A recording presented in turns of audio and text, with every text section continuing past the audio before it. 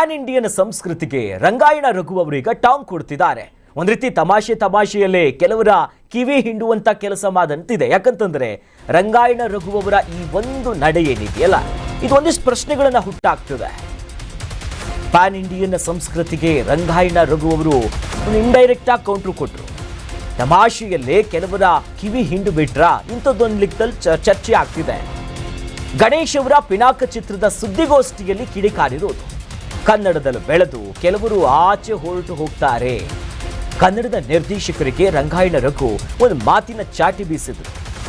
ಇತ್ತೀಚಿನ ದಿನದಲ್ಲಿ ಗೊತ್ತಾಗಿದ್ವಿ, PAN India, PAN world ಪರಭಾಷೆಗೆ ಹೆಚ್ಚಿನಾಗಿ ಇತ್ತು. ಒಂದು ಕಡೆ ಚಿತ್ರೋದ್ಯಮದ ಬೆಳವಣಿಗೆಗೂ ಕೂಡ ಇದೆ ನೇರ ತಪ್ಪು ಅನ್ನೋದಲ್ಲ. ಆದರೆ ಇಲ್ಲಿಂದ ಹೋದ ಮೇಲೆ ಕನ್ನಡವನ್ನು ಮರೀತಾರೆ, ನಂತರದಲ್ಲಿ ನಂಟನ್ನ ಮುರ್ಕೊಂಡ್ಬಿಡ್ತಾರೆ.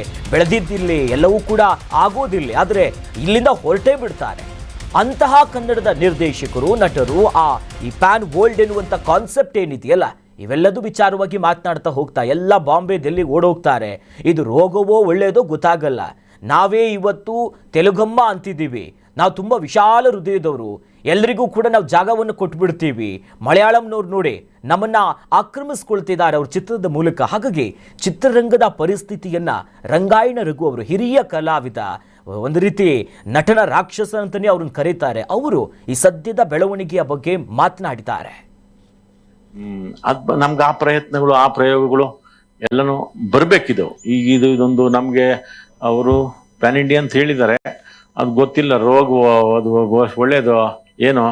ನಮಗೆ ಅಂತ ಒಂದು 2-3 ಒಳ್ಳೇದು ಅವಕಾಶ ಬಂದಿದೆ. ಮಿಕ್ಕಿದ್ದು ಈಗ ನಾವಾಗ ತೆಲುಗಮ್ಮ, ಪೆದ್ದಮ್ಮ, ತೆಲಂಗಾಣಮ್ಮಗೆ ನಾವು ಕೇಳ್ಕೋಬೇಕು. ಅಮ್ಮ ತೆಲುಗಮ್ಮ, ಪೆದ್ದಮ್ಮ, ತೆಲಂಗಾಣಮ್ಮ, ಕನ್ನಡ ಸಿನಿಮಾಗಳು ಅಕ್ಕಳ ಆಡಂಡಮ್ಮ ಅಂತ ನಾವೀಗ ಕೇಳ್ಬೇಕು ಇವಾಗ. ಯಾಕಂದ್ರೆ ಇಲ್ಲಿ ತೆಲುಗು ಸಿನಿಮಾ ಅದ್ದೂರಿ ತಾಬಿಡಿ ತೋಬಿಡಿ, ದಾಬಿಡಿ ದುಮ್ಮೇಸ್ ಲೇಪಿಸ್ತಾರೆ ಈ ಕಡೆ. ತಾಬಿಡಿ ತೋಬಿಡಿ ಫುಲ್ ದುಮ್ಮು ಲೇಪಿಸ್ತಾರೆ ಈ ಕಡೆ. ಇವಾಗ ನಾವಲ್ಲಿ ತೆಲುಗಮ್ಮಗೆ, ಪೆದ್ದಮ್ಮಗೆ ನಾವು ಕೇಳಬೇಕು.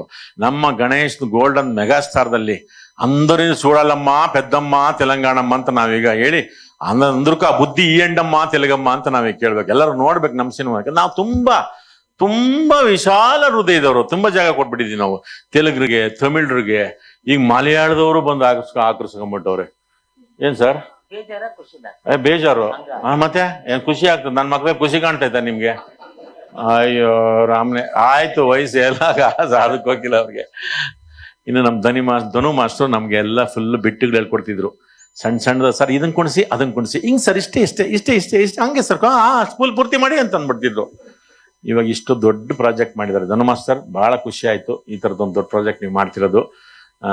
ಇದು ನಿಮ್ಗೊಂದು ಶಾಪ ಕೊಡ್ತೀನಿ, ನೀವು ಎಲ್ಲ ಕನ್ನಡದಲ್ಲೇ ಉಳ್ಕೊಂಡು ಪ್ಯಾನ್ ಇಂಡಿಯಾ ಸಿನಿಮಾ ಮಾಡಿ. ಯಾವ್ದೇ ಕಾರಣ ಕಲೀಲ್. ಅದು ಶಾಪ ಅಲ್ಲ ಸರ್, ವರ. ಅಲ್ಲ, ನಾವು ಅದು ಶಾಪ ಕೊಡ್ಬೇಕು. ಅದು ವರ ಮಾಡ್ಕೋಬಾರ್ದು. ಅವರು ಬಿಟ್ಟು ಹೋಗ್ಬಿಡ್ತಾರೆ. ಆಮೇಲಿಂದ ಪ್ಯಾನ್ ಇಂಡಿಯಾ ಡೆಲ್ಲಿ ಬಾಂಬೆಗೆ ಹೋಗ್ಬಿಡ್ತಾರೆ. ಹೋಗ್ಬಾರ್ದು, ಇಲ್ಲಿ ಇದ್ಕೊಂಡೇ ನೀವೆಲ್ಲ ಸಿನಿಮಾ ಮಾಡಿ ಆಯ್ತು ಅಂತ ಇದೆ. ಕರ್ನಾಟಕ ನ್ಯೂಸ್ ಬೀಟ್ ಫಾಲೋ ಮಾಡಿ, ಸಬ್ಸ್ಕ್ರೈಬ್ ಮಾಡಿ.